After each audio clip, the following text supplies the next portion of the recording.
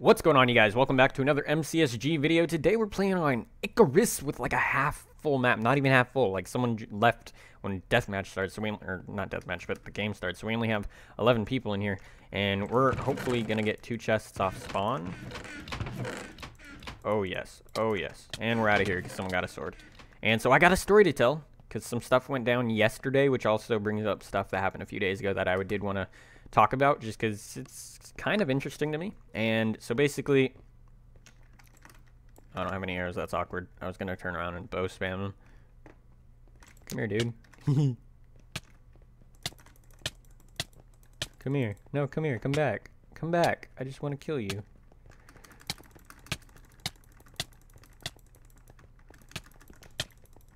I'm just gonna punch him to death.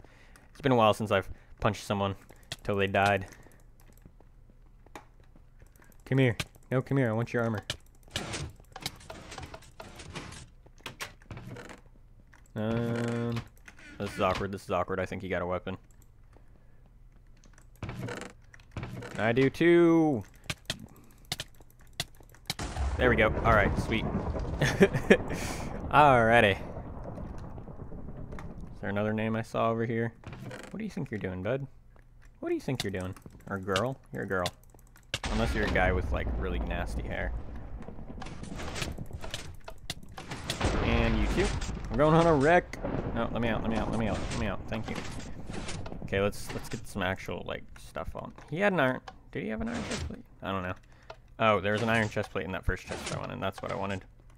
Okay, and so, stuff went down, and basically, my town is a college campus-based town, and everyone rides their bikes here. Everybody does, because it is easy, it is cheap, and it's easily accessible because of how many bike paths there are. So everyone does it, and it proves to be kind of dangerous because you don't really need a license to ride your bike, and so you don't need to know how to, like, follow basic traffic laws. Like, you'll get pulled over and stuff, but sometimes, you know, that's not really a big thing.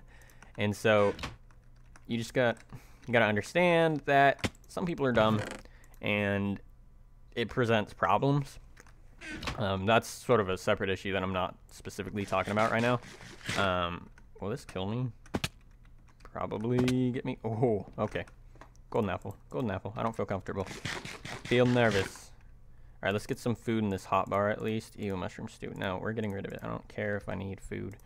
We're not eating you. You're nasty. Let's head down here. And so, because it's a biking town, biking accidents are pretty common simply because people either don't pay attention or it's just not a normal thing.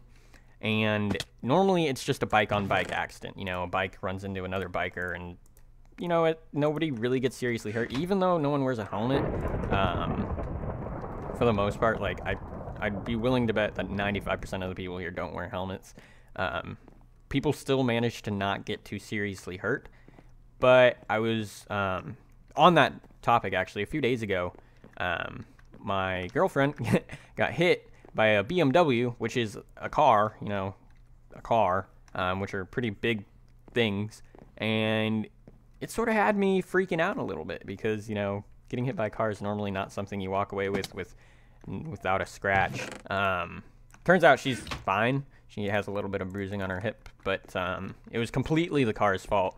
The car was turning left, and she was coming from the left, and the driver didn't look to her left and didn't stop at the stop sign, like just kept moving, sort of creeping forward, I guess you can say, and basically clipped her. But that's not really the main story. But basically, I'm setting it up to let you guys know that biking accidents are very common. People get hurt on bikes all the time here, and it's a very normal thing. And so yesterday, it was raining, which is the first time it's rained in, like, I want to say 2 to 3 months. It's been a very dry winter, and I hate the rain, but it got to the point where it's like, okay, we need rain because this is not good for, you know, economy and food and crops and stuff like that. Can we... Yeah, we can get rid of it right here. And so basically it started raining, and because this is a biking town, you want mud flaps on your bike, or else the rain that's on the ground and all the mud and stuff is gonna, like, get flicked up by your tire, and then it'll get all over your back and stuff. And so I had to get mud flaps, but I haven't gotten mud flaps or fenders or whatever you want to call them because it hasn't been raining this winter at all, and it hasn't been a problem, and so I never needed to get them. And so when it started raining, I was like, okay, I do need to get them now. And so I rode my bike very slowly because it was kind of wet outside. It wasn't raining bad, but it was still bad enough to where I probably would have gotten water on my back if I wasn't careful. So I rode very slowly to the bike shop, and on my way there, I have to cross railroad tracks because I'm on the other side of town, or I'm on the other side of the railroad tracks from town and everything.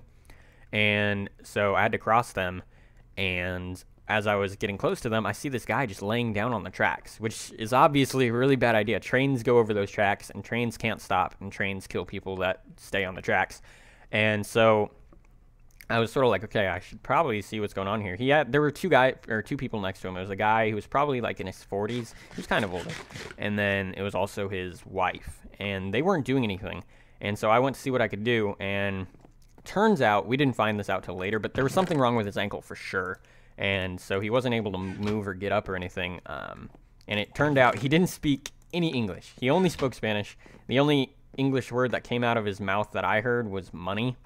And so I took 3 years of Spanish in high school, which really isn't a lot. It's not. But it's enough to sort of try to communicate basic, I don't know, commands and ideas and stuff to people. And so I sort of had to stay to help him out because I know a few things. Like, I'm not a medical technician, but we learned in basic training some, I guess, combat lifesaver techniques is what they're called. And they're basic things for being able to help typical combat injuries.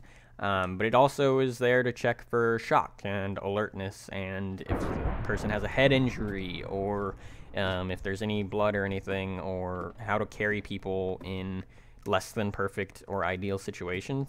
And so I ended up having to carry him off the tracks, and the carries that we learned as far as the military ones, they're very helpful because you can carry a lot of weight or a person very far, further or a heavier person than you really normally would be able to.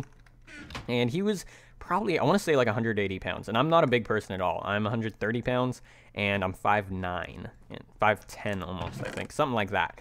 And so just, like, thinking about that, I'm pretty skinny. I'm not even pretty skinny. I'm extremely skinny, and not super tall either. So I'm not the strongest person in the world. But, you know, by myself, I was able to get this 180-pound guy off the railroad tracks. I got him halfway, and he started, I guess he was in a lot of pain because his ankle ended up being completely broken. Like, the bone was definitely broken. And he was in a lot of pain, so he started, like, freaking out. And so I had to stop and set him down after I carried him about 5 feet. And then he sort of rolled the rest of the way off the tracks. And nobody spoke Spanish. It was ridiculous that nobody that came by until way later on actually spoke more Spanish than me. I was able to ask him basic things, like we called 911 because we asked him if he had any friends or family we could call to help him. And this was before we knew his ankle was broken, because obviously if his ankle was broken, we would have, you know, figured something else out, or called 911 immediately. But so he didn't have any friends or family or anything that he said. And so we called 911, and I had to ask him some basic stuff. How old is he? Do you think he has a head injury? It turns out an EMT later came. He wasn't on duty or in his, like, ambulance or anything. But he knew a lot of stuff. But someone hit me up on Skype, and he was pretty helpful, but he was like, I can't really do much if we can't really talk to him that well. And I don't know medical terms in Spanish. Like, I know Spanish, and I can ask him how old he is, if it hurts somewhere, how bad does it hurt, stuff like that. And I can tell him to do certain things, but as far as, like, words for, you know, did you break this? Is this, you know, snapped? Can you walk on this? You know, simple, not even, okay, I guess relatively simple things, but more like medical type terms, I don't know very well. And so I wasn't able to really help the EMT that much. But I was able to, you know, I guess help communicate with this guy enough. And I'd like to say I had a part in helping him just because I got him off the tracks when no one else was able to. Let him know that, hey, we need to get off the tracks. And so that was pretty cool.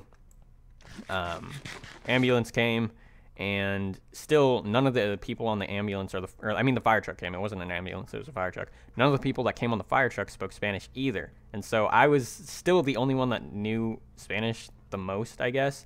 And so I was actually able to help the I guess, I don't know what their job is. I think they were just firemen, but I was able to help them sort of let the guy know that, hey, they need to, they asked me if I could tell the guy that they needed to splint his ankle, and I was like, I don't know how to say splint, so I just told him, like, that they needed to work on his ankle, and he got the idea.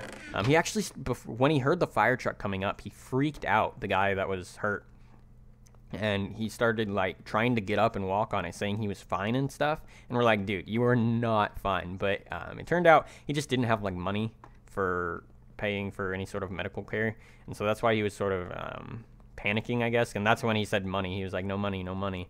But we had to keep him there because I guess he could refuse care. I guess that is a thing. I'm going to go up. Hopefully we can find people. But it's really not... I guess. Wow. Okay. That's cool. I'm going to post this because this was I guess, a decent recording. And it just turned out that the guy, you know, he got care and I left because some guy that spoke Spanish actually finally showed up. But yeah, that's my story. I thought it was interesting. I thought it was worth sharing. So I hope you enjoyed. Kind of a not very action-packed game, and I lagged out. But you know what? It is what it is. I killed a few people early on, so hopefully you enjoyed that, and it was fun. Hopefully you enjoyed my story. Let me know if you want to hear more stories, because I actually like just talking about stuff like this, as opposed to just talking about the gameplay that I'm playing, because that gets kind of old. So again, let me know if you want to see more. Like, comment, subscribe, comment, and I'll catch you guys in the next video. Later.